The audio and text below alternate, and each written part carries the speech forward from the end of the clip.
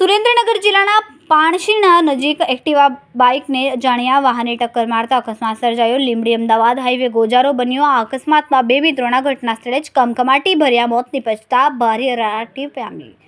સુરેન્દ્રનગર જિલ્લામાં હાલ અકસ્માતોની વણઝાર વરસી છે, ત્યારે ખાસ કરીને લીંબડી અમદાવાદ હાઈવે ગોજારો બન્યો છે. લીંબડી અમદાવાદ હાઈવે પર પાણશીણા નજીક ભયંકર અકસ્માત સર્જાતા ઘટના સ્થળે જ બે યુવા મિત્રોનો કમકમાટી ભર્યા મોત નીપજ્યા.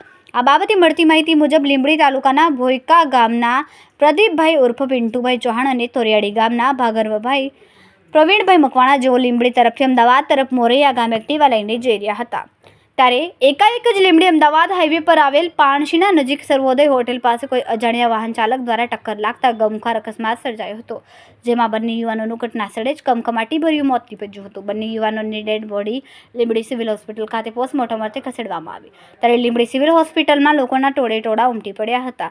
આ બાબતની જાણ પોલીસને થતાં પાણશીના પોલીસે આ અકસ્માતનો ગુનો નોંધીને તપાસ હાથ ધરી. ત્યારે કહી શકાય કે નેશનલ હાઈવે અકસ્માતનો ઝોન બની બેસ્યો હોય તેવું સ્પષ્ટપણે દેખાઈ રહ્યું છે. રિપોર્ટર મહેશભાઈ ઉતેરિયા, સુરેન્દ્રનગર.